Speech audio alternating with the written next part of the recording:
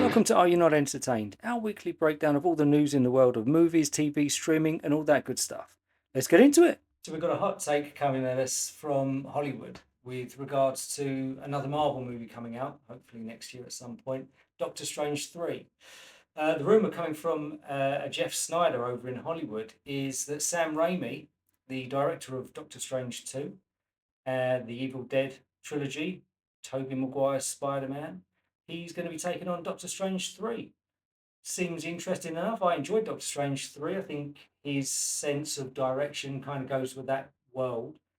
I think that would be a good match. I think it will be some consistency with it. We don't know what the story's going to be. It seems like it's going to be multiverse related because Doctor Strange goes off at the end of the movie with Charlize Theron on an adventure. We don't know where they've gone either. So it's going to be interesting. Doctor Strange 3, Sam Raimi, do you like his movies? Do you like the tone of his movies? Do you think he'd be a good director for the third one? Oh, I don't like him at all. Oh. I don't like his Spider-Man movies. I Oh. think Tobey Maguire's Spider-Man movies are my least favourite of Oh. all of them. Okay. I thought Doctor Strange 2 wasn't very good. So I'm not looking forward to it one little bit. Oh, I dear. guess it's a lot of screaming Oh. ladies running into the camera. Thumbs down. Very much I wasn't so. expecting that. Very, very much so. I don't like his tone. I don't like his style.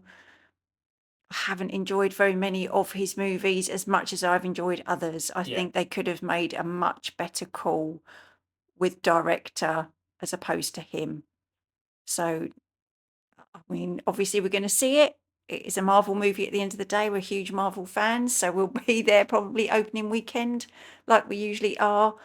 But he would not have been my first to go-to director for this. No, I don't mind his movies. I've seen most of them, and there is a thread with the tone that he directs with. There are some tropes that he uses.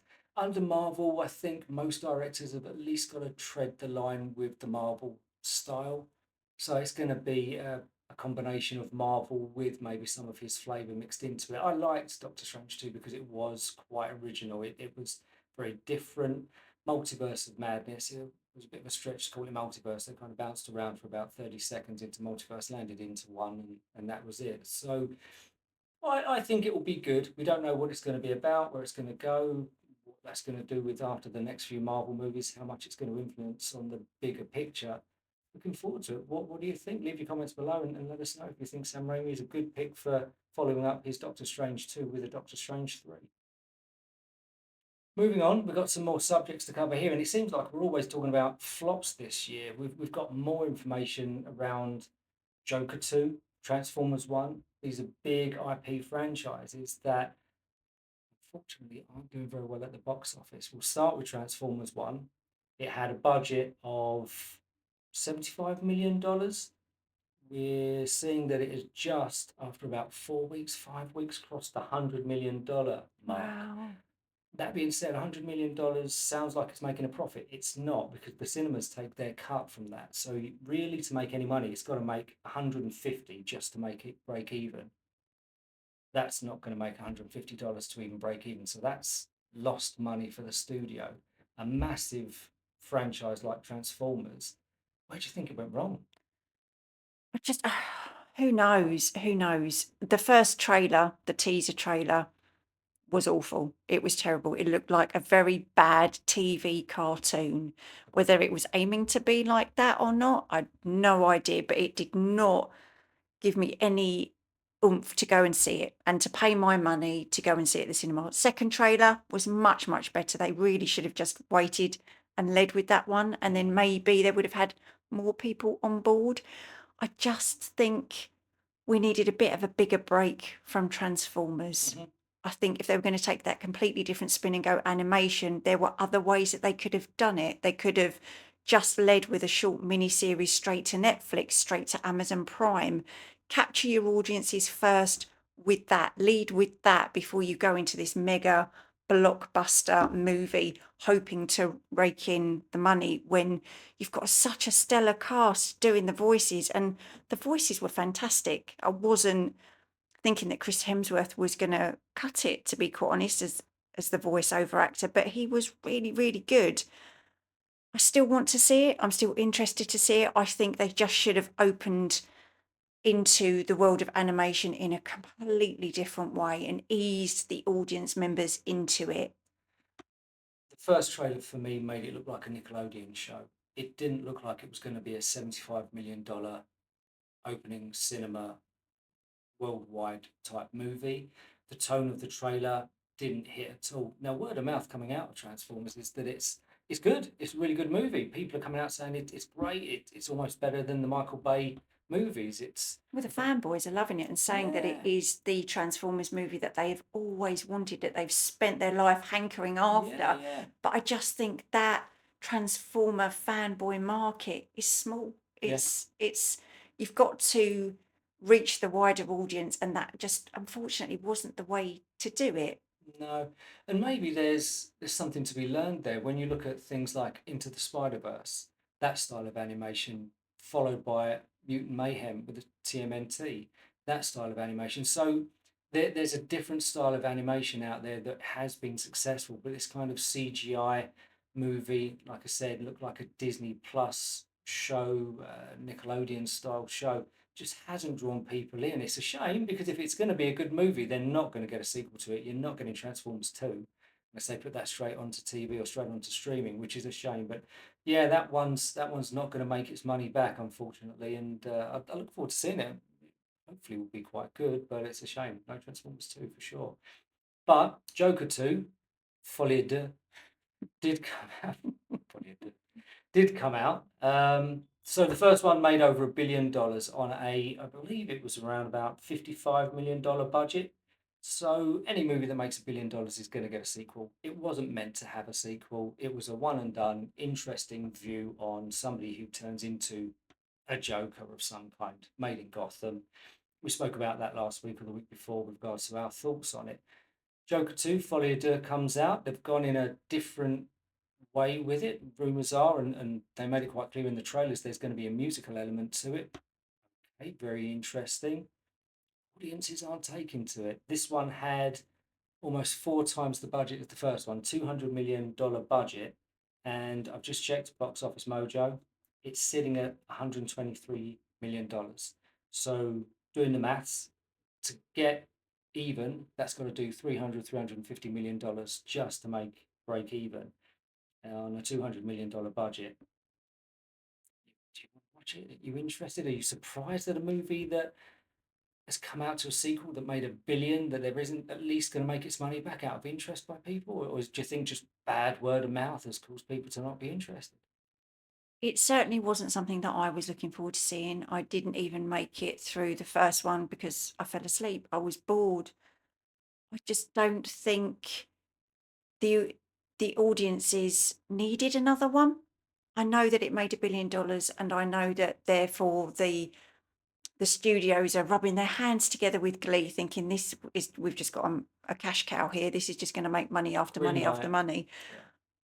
But I don't think it took the spin and the turn that the fans and the audiences wanted it to take. And I think the reviews that came out so early on were so scathing of it Mm, that we heard, didn't we, that people were actually cancelling their tickets yeah. to see it rather than thinking, oh, do you know what, let's give it a go. Let's see what we think. Because certain news outlets were reporting how awful it was, and Rotten Tomatoes as well was so bad. It was Scathing. abysmal. Yeah. For people to actually cancel their tickets, that's a huge failure. A And huge the failure. first movie people loved. It, yeah, obviously to do over $1 billion, there's going to be a lot of repeat viewing to that. And you've got people there that have not even come back for the second one. And even the people that did love the first one have gone to see the second one, haven't gone back to see it a second time. So there's no repeat on that. But it's going to fall well short of making any kind of break even Yeah. budget. So And that's going to lose. Joker's a weird character anyway. He has his quirks, he has his unusual tendencies, enough to make it a quirky, weird, strange movie without needing to add a completely different spin on it and make it a musical. That isn't what people wanted to see. They wanted to see the next one to the original. And this really isn't No, it. it does seem like it takes a left turn. And when it comes to movies, you kind of think, okay, a Joker movie, it was an interesting what if storyline of this character, an origin, no Batman in it, and you imagine Joker is so linked to Batman. To have a movie with no Batman in it, still be successful and still be interesting enough. But to make a second one of the same character again with, so surely we're getting a bit of Batman in this one, right? Or another supervillain of some kind just to make it more interesting. No, just the same guy, still going through the motions of being mentally unstable. Just I think it wore on people and it's not doing very good. And by all accounts, it's just not a good movie in its own right. I don't think it's even superhero fatigue or anything like that. It is just purely not a well structured movie. So I want to see it now just to see how bad it is. So Curiosity. yeah, so we'll see. And even the songs aren't original, they're just cover versions of other popular songs. So there's nothing Mm. original in that for Lady Gaga to get her teeth into. And It's she is just a phenomenal singer and a phenomenal actress. So, the reports were that she had to sing a little bit poorly in certain areas of the film. Again, why, why would you as do we've that? spoken about before on the show, why hire someone with one of the most magnificent voices of our times, hands down, and ask her to not use her full potential? Especially in a movie that Strange. has fantasy elements. Okay, a character might not be able to sing well, but it's a fantasy movie, so let her sing well. Mm. And well, we'll have to wait and see. Maybe she Yeah. does, maybe she doesn't. Seems like it's all doom and gloom. It's not really. When we look at there's another movie. We're talking about maybe superhero fatigue or IP fatigue or anything like that. But um, DreamWorks' latest movie has come out, animated movie, The Wild Robot. That one is doing quite well. It's only been out a week or two, but it's already gone over 111 million at the box office. Now that had a very similar budget to Transformers 1, 78 million. So yes, it's got a way to go before it actually makes a profit or even breaks even. But word of mouth on this one is a fantastic movie. The trailer looked great. I've only seen one trailer for it, but it looked great. It was on all the heartstrings. I got emotional just looking at the trailer. It looks really good. So I can't wait to see that one. And it's a success of an original concept. It is from a range of books. It's an IP that's not come out before. It's not a remake or anything like that, but it's not fatigue for animation, as we've seen with Transformers. There's not fatigue for anything that involves robots and animation in any version, but it's doing quite well. Are you looking forward to seeing this one? Oh, I can't wait. It looks absolutely beautiful. It The does. animation style, the storyline, the voice actors that they've got in. I just think it's stunningly beautiful. I can't wait to see it. Hopefully, we'll get to the cinema to see it. I would love to see it on the big screen, but I think Pixar have knocked it out of the park with this one. I really do. DreamWorks. DreamWorks, sorry, sorry, Pixar. DreamWorks have knocked it out of the park. I think it just looks absolutely beautiful. I hope it's got legs because it has got good word of mouth. It has got good credit rating. People are enjoying it when they're going to see it. So I hope it does pick up because 111 million still got a way to go before it actually becomes profitable. And what we don't want is a movie that is gorgeous to look at. It has a great message, a lovely story, really fulfilling beginning, middle, and end, and it doesn't make money because we just won't get original content like that. So fingers crossed that keeps going and we'll see that reach its budget and actually start making money. So that's it for all the movie news that we've got. The next thing that we can start talking about is our review of Penguin. Covered episode 1 last week and we loved it.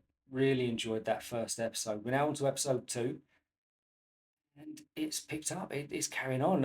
You kind of expect sometimes episode 2 is going to drop off and not be as good as the first one, but it's got us hooked. Episode 2 was really good and it carries the story even further. We're starting to see how Oz's mind really works and the bigger picture that he's starting to kind of put together. Very, very good show. I'm loving it. What do you think? It's so good. It's really It's good. so good. It's one of those where I can't wait to watch the next one. And it's been such a long time since there's been a series on that you've got to wait week to week for, Yep, but that you also can't wait to get to the next week. You're like wishing your life away, waiting to get to that next episode because yep, it is so good. Colin Farrell, if he doesn't win an award for this, it's a travesty yeah. because he is fantastic. You, apart from, like I've said before, that little eye movement that he does that you think, yeah, he's in there somewhere. He just is someone completely different. Yeah. fantastic. It's Really good fascinating to show. watch. The character is just incredible to watch, and the way that he does move around a room, it's got your attention the whole time. You can see the way that his mind's working to come up with a plan, how he's going to work his way up the ranks through this mafia family. It's a great show. It's well written, well performed, well acted, and yeah, I can't wait to see the next episode. Really looking forward to that. Which moves us on to a show that we were a bit late getting to. I don't think it's completed its run just yet, but The Lord of the Rings, Rings of Power. I watched season one, and even though I enjoyed it, it was a slog at times. It was hard going at times, but I got through it and I enjoyed it. I'm glad we've got it rather than not having it at all. Season two has dropped. Episode one we've watched. It's better. It's not a lightning pace. It's, building itself back up into that world again. But I enjoyed it. I think it's something worthy of having in the world, and worth a good watch. Episode one, be interested to see what happens in episode two, though. Does it pick up the momentum, keep going, or does it slow back down again? Which I felt season one had problems with the pacing. It was just very slow to get going. What did you think? You bailed on season one. I did. I kind of dipped in and out of season one. For me, it was just too stretched out. The stories were too long, and it took too long to get to the bit that you needed them to get to. That I don't know, something has really got to capture me within the first couple of episodes for me to want to invest my time in it. With a busy life and lots to do anyway, for me to be captured by a series or a movie, I've really got to be invested straight away. Otherwise, I'm not in it. I'm not going to waste my time watching it. Watching the first one of season two, you can't undervalue how beautiful the set is, how beautiful the costumes are, how amazing the actors and actresses are. They give 110% and it's beautiful. They spent a few $100. Oh, and you can see it. It jumps off the screen at you how much money has been spent and invested. But whether it's going to keep me going the whole of the season, I just don't know. I'm not going to lie, by the end of the first episode, my mind was wandering onto other things and thinking about what we're going to have for dinner the next day rather than I'm so invested in it. I hope that it quickens up a little bit. And I missed Durin and his wife.